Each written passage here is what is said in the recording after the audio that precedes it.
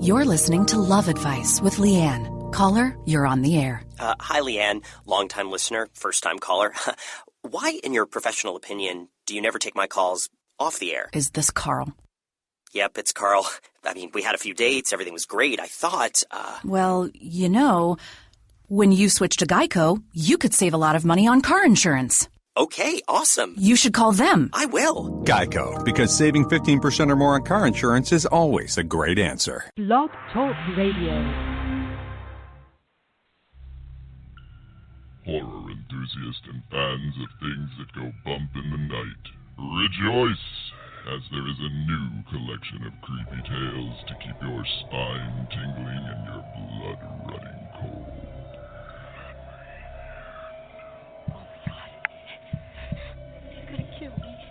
The brainchild of prolific author Yvonne Mason. Welcome to Your Nightmare is an anthology of stories from a gifted batch of writers specializing in keeping you up at night. Whether you love gruesome tales of murder and mayhem, or you prefer quaint tales of scary happenings, welcome to Your Nightmare is sure to please the inner psychopath and whet even the most insatiable horror appetite. Welcome to Your Nightmare is available now on Amazon.com. Well, hello, ladies and gentlemen. It is Wednesday night, and if it's Wednesday night, this is Off the Chain. I am your host, Yvonne Mason. That was my friend and ad man, Christopher Dunham, and he just brought to life another ad for me for my anthology, Welcome to Your Nightmare. I had over 32 published authors and new authors and some who had never been published who wanted to do an anthology with me. So we created 2 books, and one of them is Welcome to Your Nightmare. Also in that book is a story by the one and only Nicholas Grabowski, who has been around for a long, long time. The man is he is the guru of the publishing industry and the writing horror industry. So go and pick that book up and find some new writers, and I think you'll be pleasantly surprised. As I am wont to do every morning, because that is my nature, I run my numbers for this show because I'm very proud of this show. I'm proud of the people that come on this show, the authors, the musicians, the business people, the platform people, the people that just want to talk. Because we all are dreamers, and the world is made up of dreamers. And because of this show, there are dreamers who are getting recognized and learned about and heard from in over 53 countries. This show touches 53 countries. This morning, just on this show, just on Blog Talk Radio, we're at 6,447 listeners, with the highest listening base in Australia, and I have to give them a shout-out every night because I am so grateful to the land down under. They are very faithful. They're even more faithful than the good old USA. And when we include all of the podcasts that this thing goes up on after it goes into archives, our reach is 14,889 listeners. We are 111 listeners away from the 15,000 listener goal that I had in mind when I started this thing. So I want to give a shout-out to everyone that listens to this show live or on the podcast or in archives. I appreciate every one of you. I am very humbled and honored that you spend an hour with us and listen to the show and learn things about people you might not learn about, because as indie artists, it's very difficult for us to get out there. And if you don't know we're out there, then you won't read us or listen to us or look at our art. So I am very grateful to every single one of you, and I thank you. And with that being said, ladies and gentlemen, I have a return author come to visit, and every time this gentleman and I get on the phone, it's instant connection, because this man is so literature smart and so amazing to talk to, and I just want to soak up everything he says like a sponge. If I lived in the Baltimore area, I would go take writing from this man. Even though I've been published for years, I would sit in his class and let him critique me and let him do critical analysis and let him do constructive criticism on my work until the cows come home. Because I am just so honored that this man agrees to come on this show time after time. He's phenomenal. His name is David Hoof, and he is a critically praised international best-selling fiction author. He is a writing teacher, and he lives in Washington, D.C. He has critical appraisal, including citations for skill in enhancing an evocative language, is given on the home page, and he's honorable mention 2009 Beach Book Festival, 2009 Reader Circle Choice. He's been nominated for Booksense. The man is just phenomenal. And every time we talk, we run out of time before we run out of subject matter. So with that, I'm not wasting any more of our hour, and I'm going to say welcome, David, and I am so glad you're here again tonight. Thank you, Yvonne. I'm pleased to be here, and I'm delighted that you have a lot of fans in what the Minute Work called the Lindy and Indy, which is Australia. I have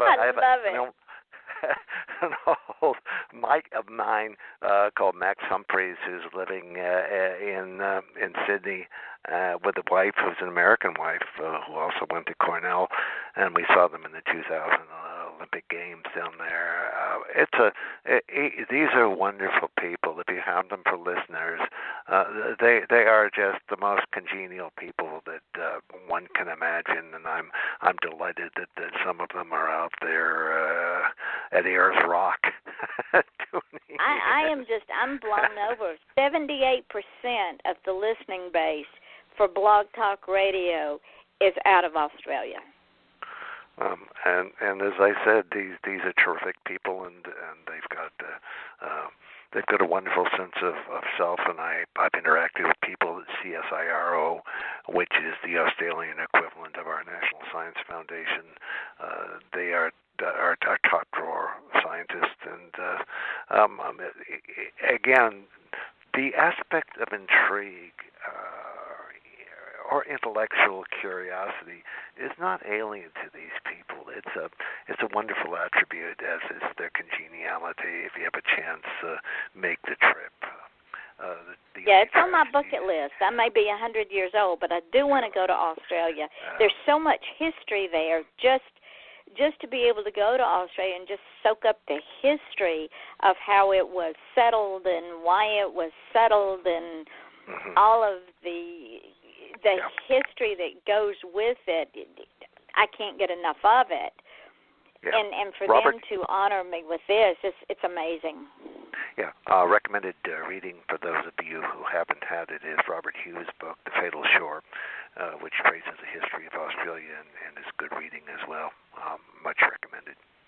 I will get that. Now, before the show, you and I, as we are wont to do when we are together, we're talking about one of our favorite classic literature writers who was not very well received when he was alive and writing, and it took his death and 400-something years for him to 453. Yeah, 453. There you go. For him to come to the surface. And ladies and gentlemen, we're talking about William Shakespeare. David, what is today?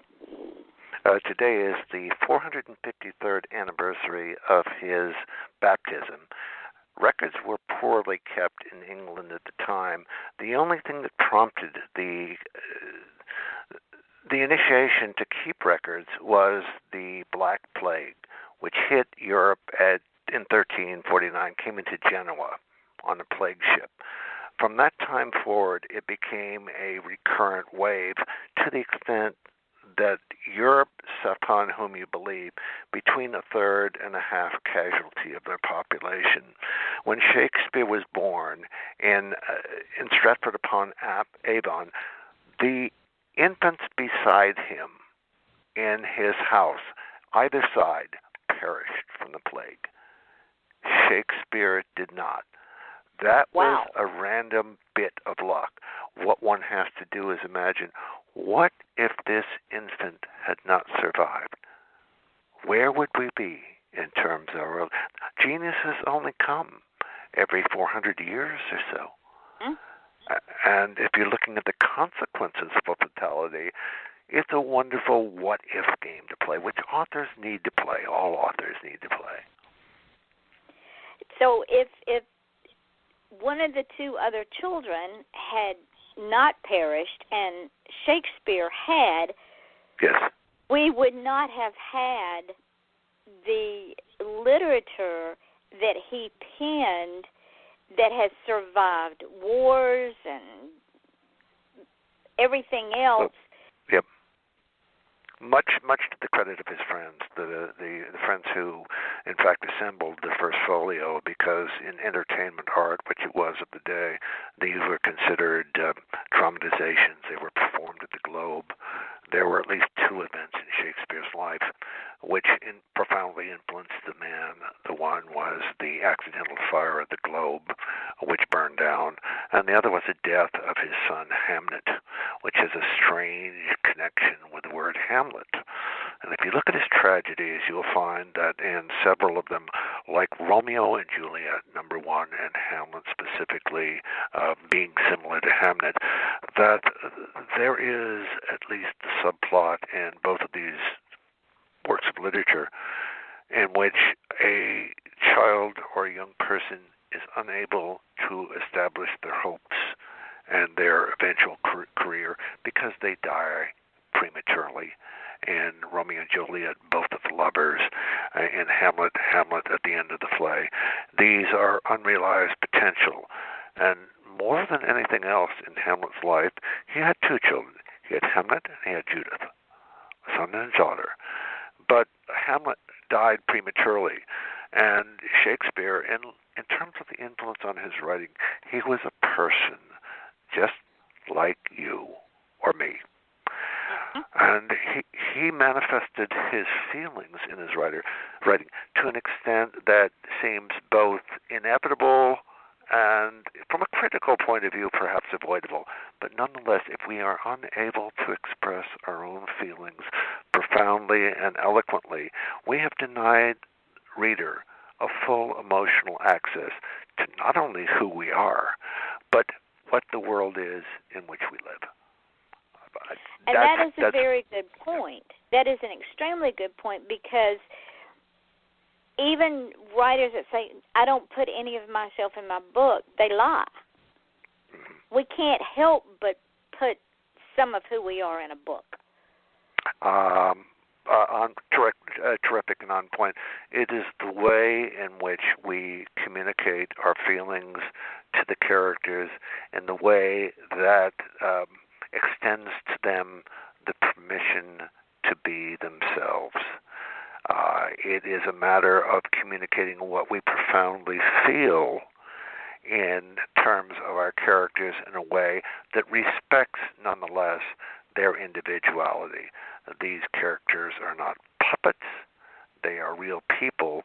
And you would be surprised the number of authors, including more recently here in D.C., Don DeLillo, who was obsessed about what he wanted to do in terms of expression of himself and his imagination of the world, rather than extending permission to explore a set of character sensibilities when exposed to a certain set of threats or opportunities, which is the way, and Yvonne, to be more specific, I have a book called A Death in Munich where I entered into it. It's set in 1931 in Nazi Germany coming up, and it deals with espionage in the time, and I had in mind a woman character who would play the kind of role that a woman might in 1931 Germany, only to have her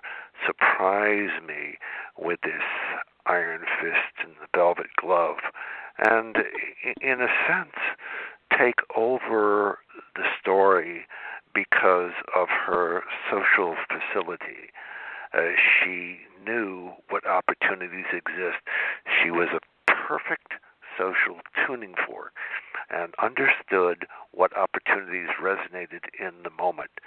And God bless her and God bless me that she became what she was. How could I do that as a man? I've got 2 daughters. I've got a loving wife, so I'm surrounded by women who insist on, on making their impression on me. And it's been a godsend because it's opened up a whole world of views and opportunities.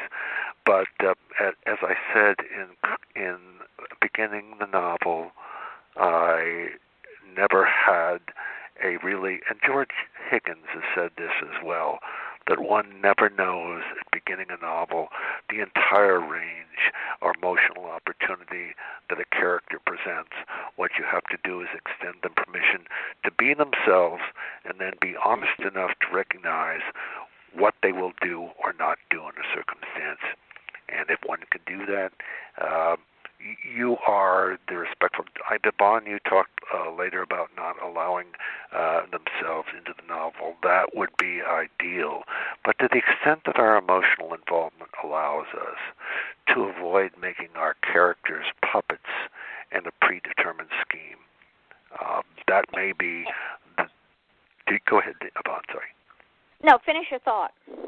No, I simply said to avoid creating extensions or projections of ourselves, to allow these people to be, to the extent that you know your circle of friends, that they will be or be what they are, and this is an expression of themselves, and there are certain things that they will either reveal or not reveal, depending upon the confidence that they hold for you at that time.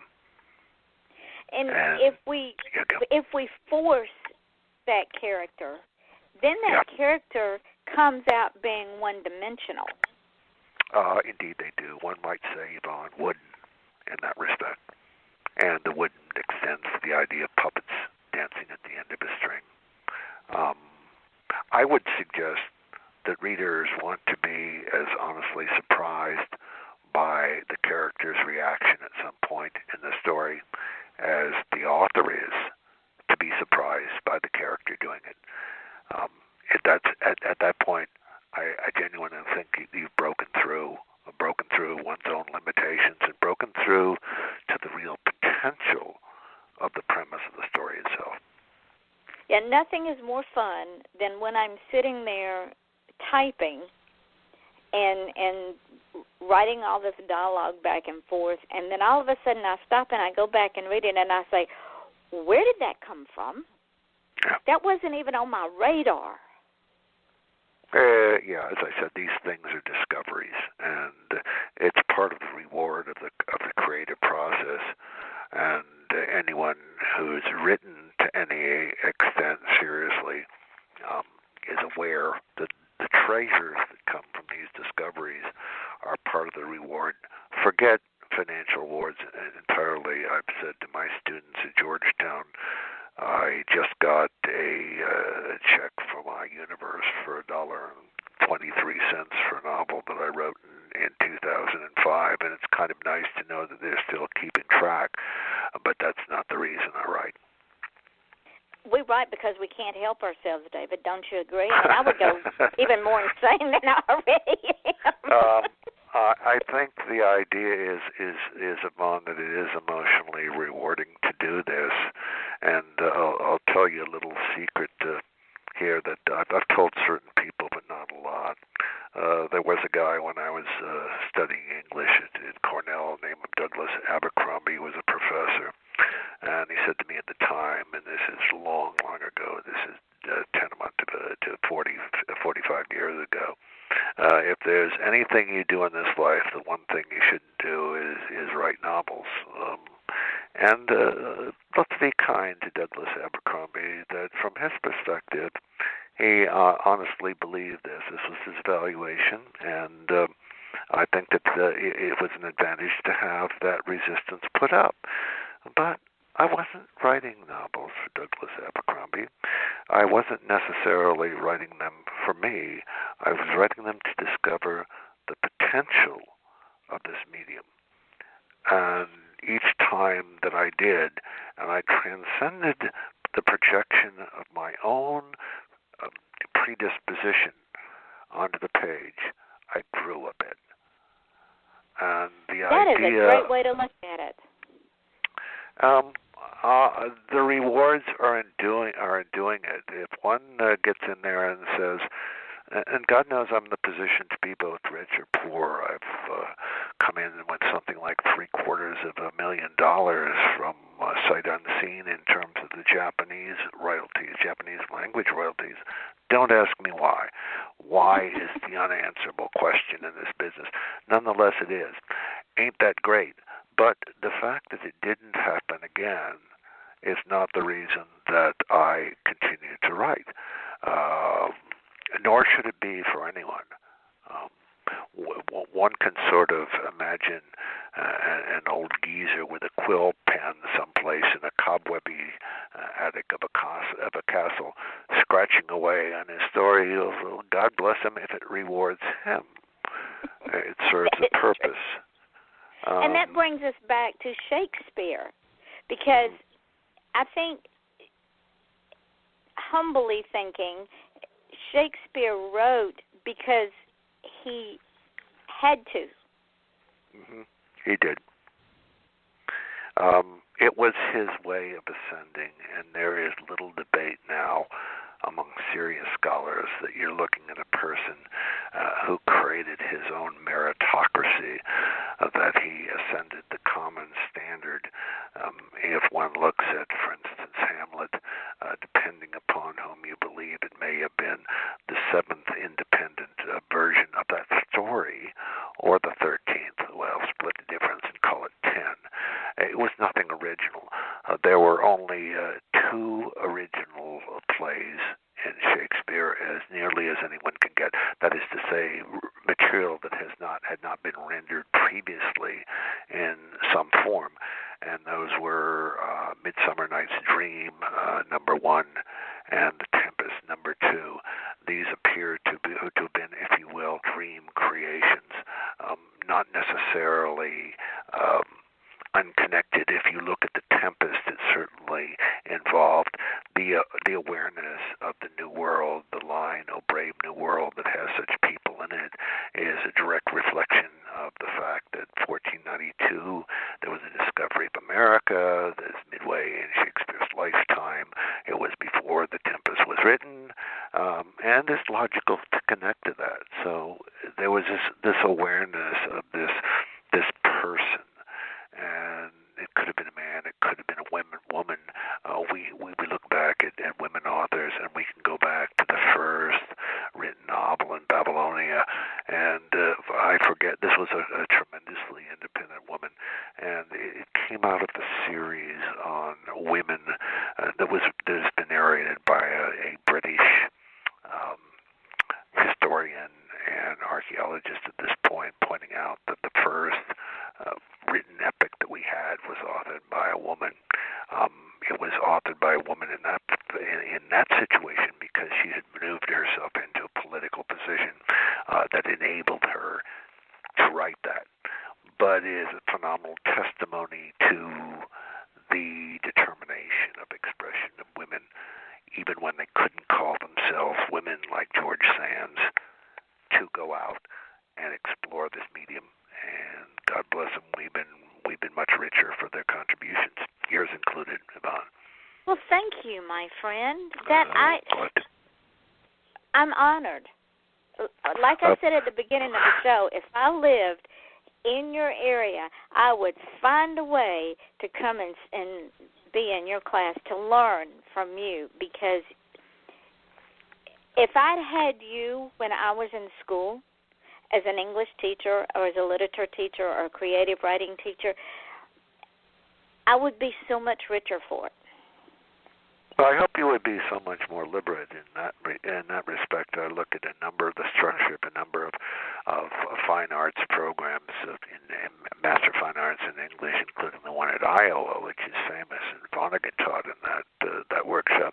And nonetheless, they become experienced in savaging the other students and trying to test their mettle and see if it's almost like a SEALs program, Navy SEALs program, and that isn't necessary.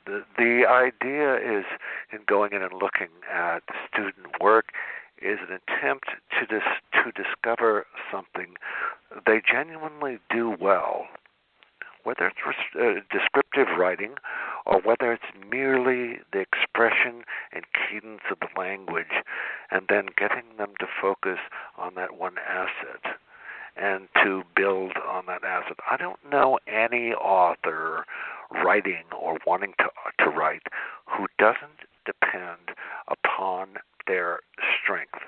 It could be dialogue, it could be characters, it could be story structure, it could be mood, it could be a sense of place. These are their strengths. P.D. James, for instance, the English mystery writer, has a phenomenal ability to portray or almost immerse the writer in the sense of place. And she doesn't avoid that. What she needs to do, what she does do, but what she needs to work on doing is developing the characters themselves and other things. So we all play to our strength. In growing as a writer, what we need to do, it's almost like a tennis player. If they have a great forehand, as long as your opponent delivers to your forehand, you're going to do wonderfully. But when they hit a shot that requires you to play a backhand, it's like Chris Evert. You've got to learn to play the backhand. Well, I tell you, I learn so much from you every time we talk. I think, yeah, go ahead. I go back and I use it. Yeah. Well, that's the hope. The writer goes back and is able to muster the advice in a way that serves themselves. At the end of each course, I say to the writers, if you've heard nothing that helps you and everything you can remember runs against your sensibilities, then forget all this and launch out on your own, because at the very least you need to maintain your confidence. I did have a contract in New York from Bernard Geis, who paid me $1,000 for a story premise and then $1,000 more for the first 3 chapters. After we finished that, we reached a point where it was clear that my rendering of the story was not connecting with his imagination of what the story could be. Since I understood that I could not write under his emotional guidance because I couldn't internalize it, we terminated the relationship and went our way. But it was a valuable lesson, and that for him to say, write my story, was something that was inaccessible to me. Couldn't do it. I don't know that anyone can do it. It is almost a betrayal to oneself. But I want you to attempt to understand the sense of isolation that a writer could have in being asked to write from somebody else's imagination. I'm not it's sure almost impossible. You can't, because you're not in that person's mind, and as much as they verbalize their storyline and plot line, it's impossible because you don't know what they're thinking. Point taken. And I think that the idea of the writer being unforthcoming to the imagination of another person may be antithetical to the creative process itself. Just a suggestion. We don't hear the voices in their head. We hear the voices in our head, and the voices in our head may not be saying the same thing as the voices in their head.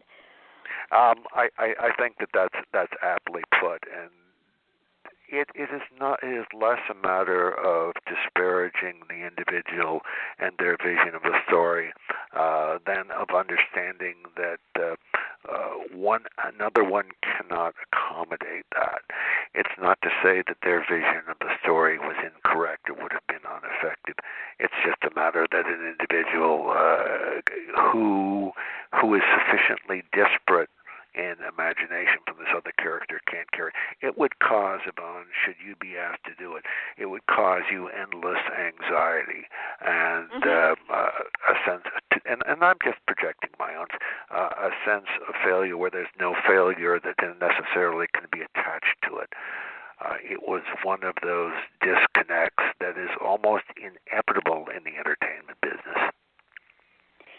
Because I go back to the premise, if two people watch a train wreck, they're witness to a train wreck, you're going to get two different perspectives. Yeah. And it's a wonderful point and well taken, and that comes to, for instance, in mysteries, if you're ever writing them, that my lawyer friend Steve Clark, who's a wonderful guy, had said, there's nothing more convincing to a jury than eyewitness testimony. At the same time, there's nothing necessarily less accurate than eyewitness testimony. And if you look at the Innocence Project, that is very true.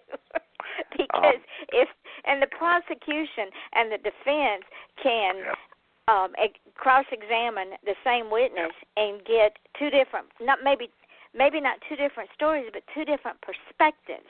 Yeah. And that's the same in reading a book. You and I can read the same book and get two different perspectives out of the same book, and neither perspective is wrong. We just see it My differently. hope is, yes, that if the author is good, that people, in fact, will get disparate perspectives on that. If you look at the book club experience, if you take the identical book, very same text, and 12 people in that, you're likely to get a rather heated disagreement of people as to what it means or not. I will never forget a lecture that I heard by a Nobel Prize winner, Nadine Gordimer, at the Smithsonian, and there was a interviewer who was a woman author from the Washington Post, and opened up by telling Nadine Gordimer what it was that her novel meant. And Nadine Gordimer took a beat. She paused about a beat and a half, and then she said in her own way, "Wherever did you get the idea that that's what I meant?" Okay. This wonderful. The reason that it was so refreshing is the candor and the failure both of the individual who read it to insist on their own interpretation, and the failure of the author, however well celebrated, to understand that if she really delivers this story to her readers, then each of these readers is going to create his or her own story as they read it. If you do that, you've succeeded. If you try to lecture, a la Michener, for instance, that this is the only way, and since the world began, this is the way it is, sit back and enjoy it, then there's a certain tyranny in that. And it also takes the joy out of learning what's in the book. Yeah. I don't know that readers come to a work of fiction with the idea of being lectured or having the author moralize.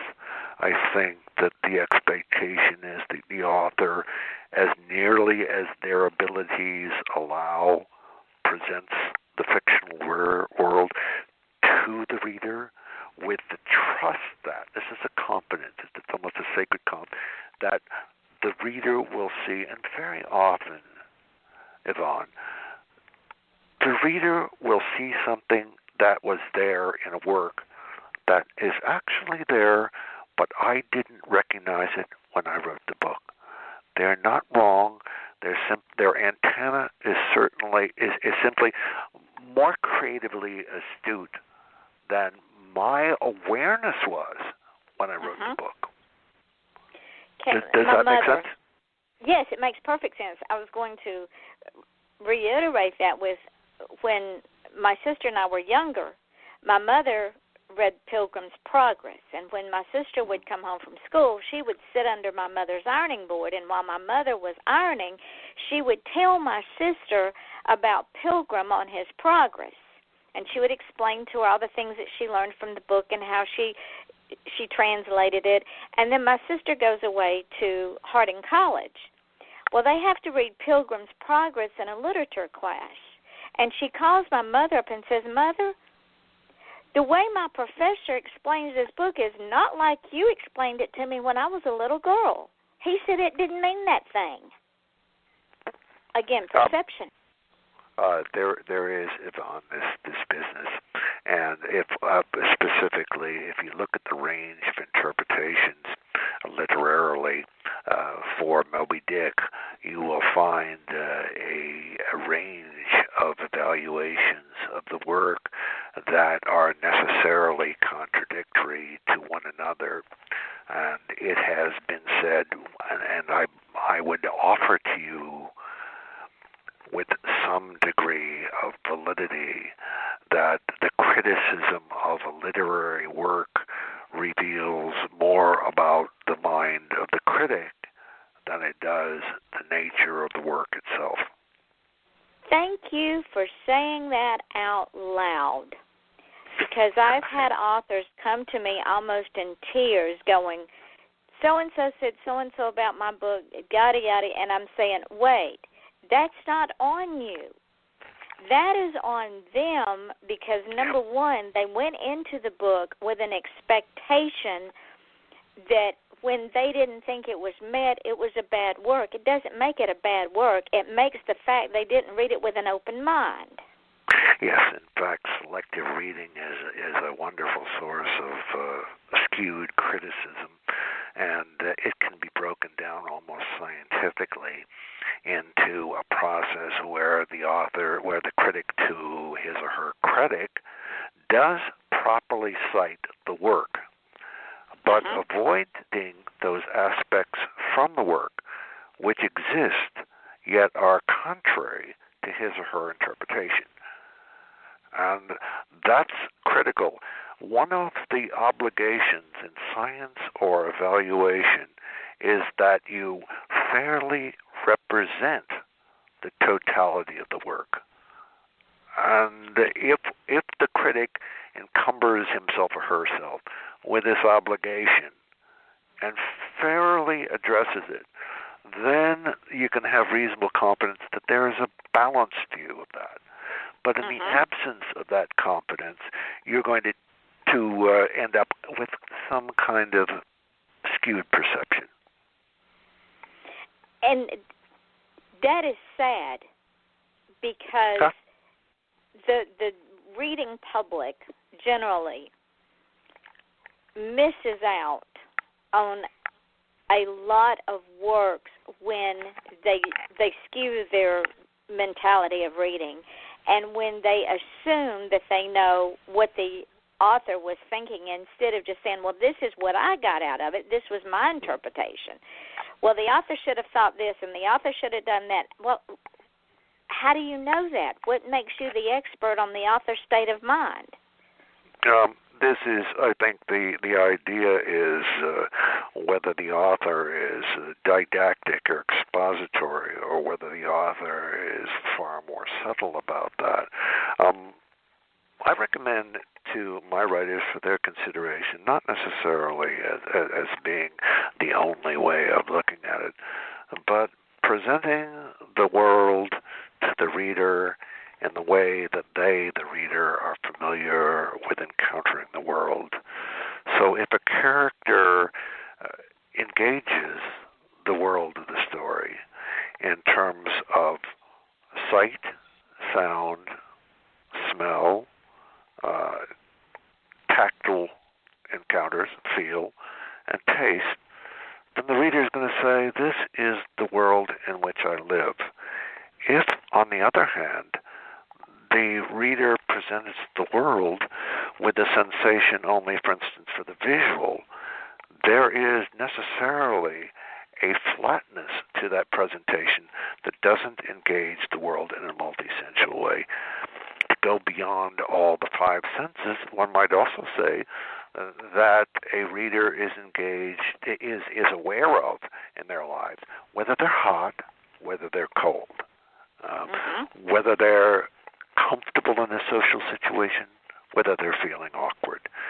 And all of these dimensions need to be presented to the story in order for the reader to be convinced that this is a possible reality, that they're joining this experience. I talk about the authors who are exclusive. That is to say, if you look at a novel like The Coup, for instance, by John Updike, who no doubt is an erudite man and a superb writer, the first chapter opens with what is 85% prologue, and this is Updike standing on the podium behind the lector telling the author about the story world. I would much prefer if he simply took a character and immersed me in that world so I could join the character rather than be lectured at. Maybe a personal preference, but this is up for grabs. Your reaction to that? If a prologue starts out with somebody giving a lecture, I probably would get bored with it very quickly. And you're quite entitled to it, Lon. That was my point. To take the reader for granted may be the greatest authorial sin. Absolutely. It's an act of, to me, egotism and hubris. And what the reader needs to know is that the writer accepts them as a partner in this shared experience. That's that a is hope, true. anyway.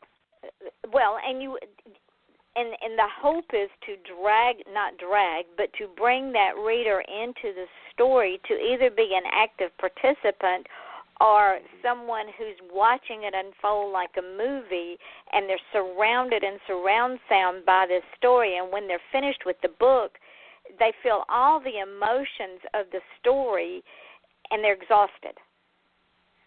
I would say yes.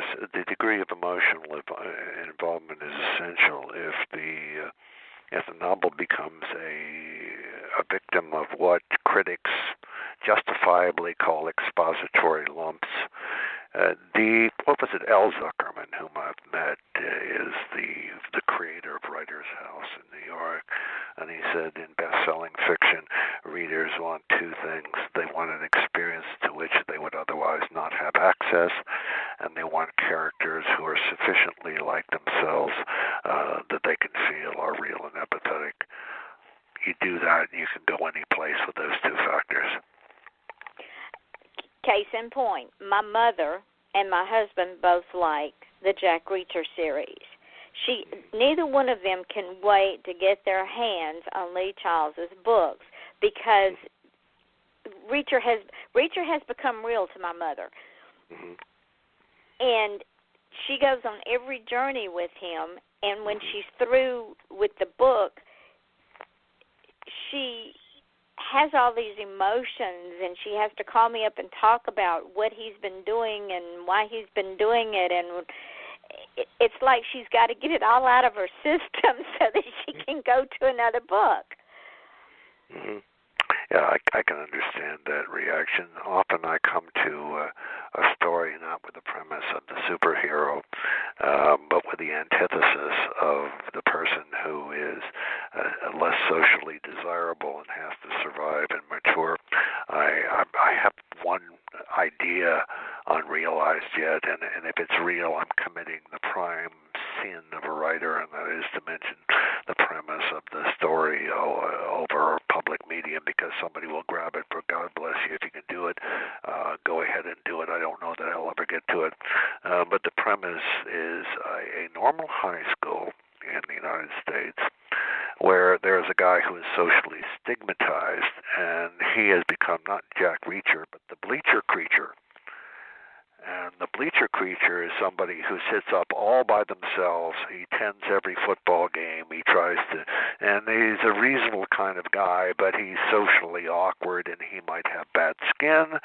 But inside, the basis for this is Joseph Merrick, who is the Elephant Man, and a thoroughly delightful human being, but cursed by these two diseases, Proteus syndrome and neurofibromatosis. They've determined from his skeleton that he was the winner of the double negative lottery. He got these genetic inflections in a way that if you were a fair person, statistically, you'd say, no way is anyone going to ever suffer one of these, let alone both of them. But the idea is that you can be in high school, God knows kids are cruel this time, a perfectly pleasant, acceptable person yearning to make a connection and doing all the right things, including attending the football games and the basketball games. But everyone stigmatizes you. They move away from you, and therefore, bleacher creature. This is the name he has, and it's a bit like the Patrick Dempsey movie Can't Buy Me Love. I don't know if you've ever seen it, but yes. He was a kid, but you get the notion. This is not original, but none of Shakespeare, except for The Tempest and The Midsummer Night's Dream, none of Shakespeare was original. It's the way, it's not the story itself in concept, it's the way that the writer renders the story. I think you should write it. Yeah. Well, I think you should. Again, the thing is, it's an attractive story. You can think of something like a guy like Charles Martin Smith in American Graffiti, who played this character Toad, who was perfectly likable on his own terms, and he fit. His role, in terms of where he fit in the hierarchy, was for everybody else to have fun with or make fun of, and yet these people are yearning for the same thing that you or I or anyone else would yearn for. And that's what makes them appealing, is that you don't know anyone who hasn't felt in their life a sense of being less popular, less in touch, or less, what would I say, or having less achievement than the other person. These are appealing sorts of characters because they touch the inner apprehensions of anyone who I might say is an escapee from this stigma. Everyone can touch this because they felt it, whether or not they were stigmatized by their fellow students. And whether or not they ever openly announced it later on in life. Sometimes they kept it close to their vest because they didn't want to bring it up for fear it would happen again. A wonderful point, and there is what one would call an inner persona of the individual. If people have been the prom queen or the quarterback of the football team, then they come out with this sense of accomplishment which lays down unrealistic expectations as they ascend in the world, and the attitude which attends these expectations is often one which acts contrary to their ambitions. Again, the beauty of a character like Bleacher Creature is that he is able to console somebody who has had a great defeat on the homecoming football game, because he knows what it's there to be, to be that character. It's a premise for a story which will remain attractive whether or not I go to it or not. And this is the thing, Yvonne, which you're my simpatico, as another writer said. The reason for writing the book is that it makes a connection with the reader, not because it's going to go out and compete with Jack Reacher, but because on its own terms it's valid and it's closer to the experience of many Reacher's adventures. And that I was just sitting here thinking again of Shakespeare, and that's what, if one reads Shakespeare in its purest form, one also understands that's what Shakespeare did. He reached out to horror and love and witchcraft and human nature and expectations and failures and strengths and weaknesses and betrayals and he the wonderful reach of characters in that Shakespeare presented the characters and allowed them to determine their own destiny. A guy like Falstaff, who was commanded by Queen Elizabeth to make a repeat performance. Had it not been for Henry V, there would never have been a Falstaff in the Merry Wives of Windsor. It was a command performance by the Queen of England. And this kind of character, which lives in the imagination of your readers beyond an initial performance, is at the back, I would argue, of every series novel that's being written today. I agree. If there were not legs in this character or a future and the character themselves, there would be no sequel, no part 2, part 3, part 4. And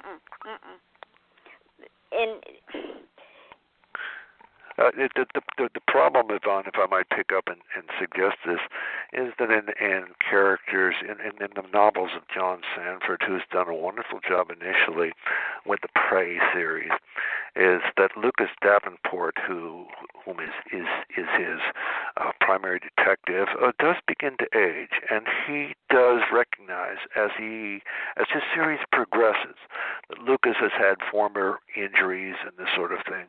The thing that series failed to recognize most astutely is the human experience. If Lucas Davenport at the beginning of his career can run 10.8 100 meters, 10 years later, no matter who you are, your prime, you're not going to be able to run at 10.8 100 meters. You're probably not going to be able to run 50 meters at 10.8. Yeah, we could end the program on that, Yvonne. That's phenomenal compression of what I was getting at.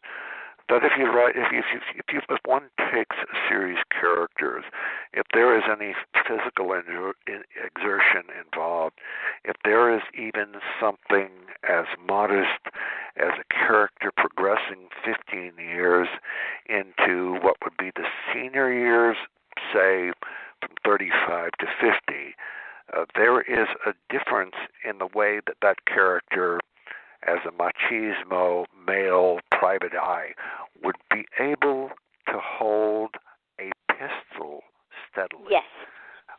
By 50, and as smart as readers are, if he tried to make that character do what he did 10 years ago,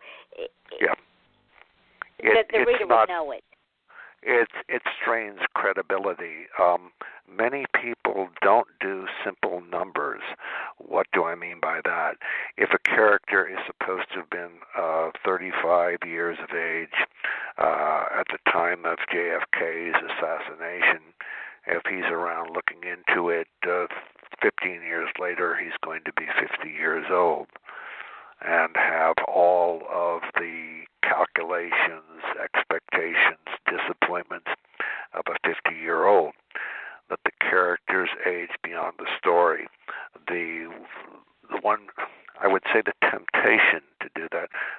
It's a cartoon, Yvonne, forgive me, but Popeye is always Popeye, and because he's a cartoon character, he can afford to be ageless. Once you bring a character out of the cartoon world and say he's subject to the same processes as you or me, then suddenly you have a difficult kind of predicament. Wonderfully done, by the way. Yeah, go ahead, please. And if you don't age them out, then I think you do the story itself an injustice. Indeed, one does. richness, an opportunity for richness in character. If a character as they age does not compensate for former assets with assets that are acquired later, like social skills and balance and understanding of the human condition, there are opportunities for these narratives between writer and reader, where the lead character, can become for the reader a model, or at least a mirror to their own life. I've written a book which is coming out in June called Death Makes No Deals, and they say, for whom is it written? For everyone who likes that kind of thing. Whom does it deal with? A person who is evolved to their 62nd year and comes to reflect on their life as it is and was presented to it. So we have a character with a past who has to live with the past, who has to live with the choices they made and the losses that they've suffered. And this is, to me, what makes the character attractive, is he's durable. But if you look at him in a younger version, you have Smilla Jasperson from Peter Hoag's marvelous novel, Smilla's Sense of Snow. This is not a woman who is terribly attractive in terms of being engaging to the opposite sense. That's not the way she defines herself. Yet she is an admirable character, determined, well-founded within her own experience, justifiable in her reactions to that, and admirable in the fact that she's unwilling to be compromised and cowed. So if one says, gee, I don't want to write a character who is agreeable and who is pleasant and knows anyone, look at Smilla Jasperson. She's none of these things and yet is riveting in terms of being engaging. Again, I don't know if you've read the novel, or seen the movie, but it's a phenomenal character. Well, guess what, David? I'm going to have to bring you back in September because we're getting ready to run out of time. Okay. Well, again, all games end as long as I make it. Yvonne, this has been a delightful engagement. I thank you so much for the pleasure of your company. Well, thank you. Like I said, I could sit and listen to you for hours and learn so much. Would you be willing to come back in September? I would. As I said, you've intrigued me by your Australian contingent because I absolutely love the people, and if they're out there listening, hi. Oi, mate. Oi, Aussie. Oi. All right, ladies and gentlemen, I will bring David back, and we will continue this conversation because we are fixing to lose our hour here. It has flown by. The man has got so much knowledge, and I'm just so honored that he is willing to spend an hour with me. And go out and get his books, ladies and gentlemen. He's got the new one coming out, Death Makes No Deals, A Death in Munich, The Sharpshooter, Triple Jeopardy, Little God, Sight Unseen, and The Last Prisoner. Those are the ones that I had written down. Please go and order David's books. You will not be sorry. The man is just, I can't say it enough. He's a phenomenal author. He's a phenomenal teacher, and he's a phenomenal human being, and I say that with the utmost sincerity, and I am so honored every time that he agrees to come on my show. Yeah, Yvonne, thank you so much. You're welcome, my dear. Tomorrow night, Billy Wade, Storm Chaser, will be here. We will learn things, so be here at 8 o'clock Eastern Daylight Time to listen to Billy Wade as he tells us why he goes and chases storms.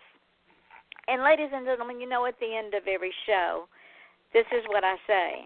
If you want to achieve greatness, stop asking permission. And I also say this, your smile is your logo. Your personality is your business card. How you leave others feeling after having an experience with you, that, ladies and gentlemen, becomes your trademark. And understand this. If you were parents, if you were aunts, if you were uncles, and there's some wee ones about you, And those wee ones have dreams. Do not be remiss in supporting those wee ones' dreams, because they are our future, ladies and gentlemen. They are the ones that will be the dreamers and be the inventors, the musicians, the artists, the painters, the writers. Help them achieve their dream, because they can. It is very important that they achieve their dream, because without them we have no future. Take care of them, love them, protect them, and take really good care of them, because without them we're lost. So until tomorrow night, ladies and gentlemen, remember this: dream big or go home.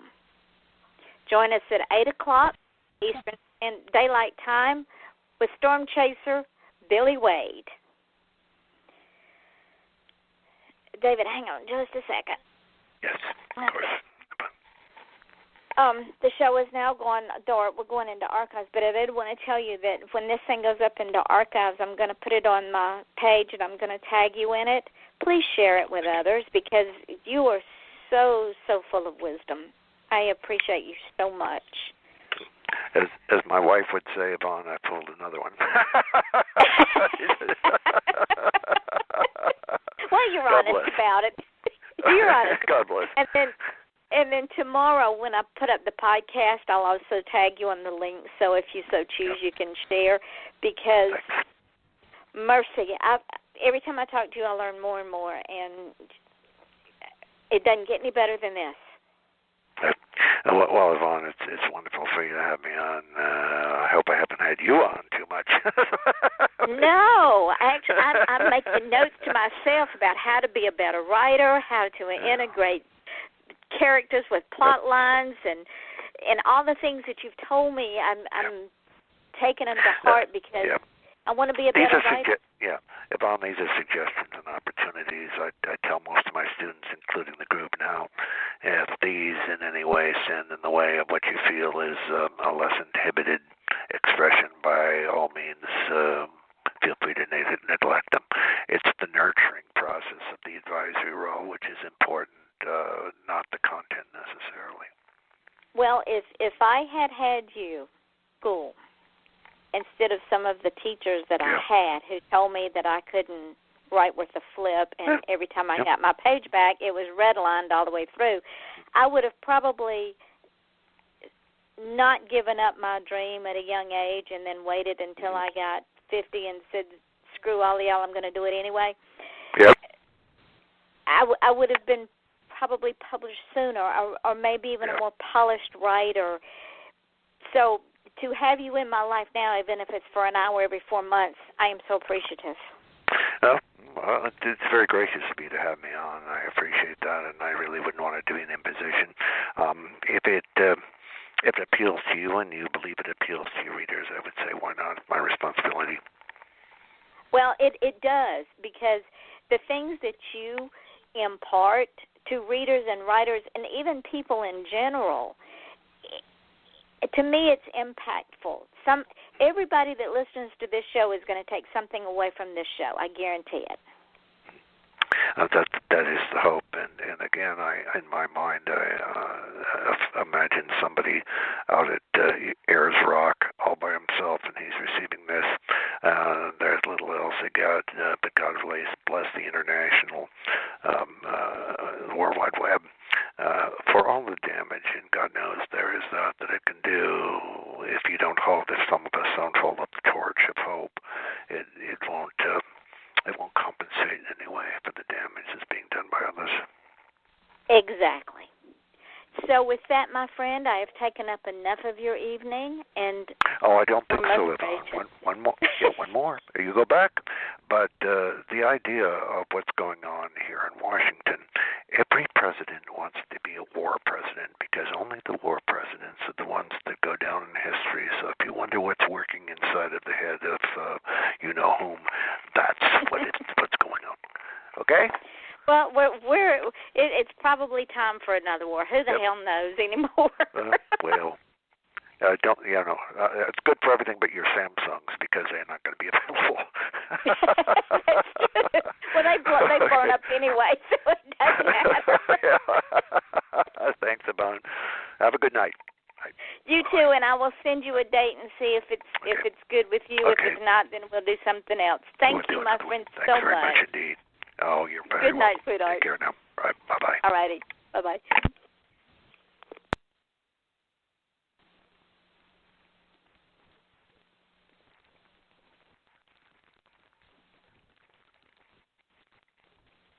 And now, insurance-minded speeches from Geico.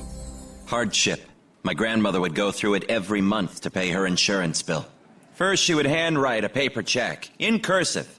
Then, using her own tongue, she would wet a stamp for an envelope. Today, however, we need not weary our hands and tongues. Today, we can pay our Geico bill with the Geico app. Away with hardship, in with bill pay on the Geico app. Thank you.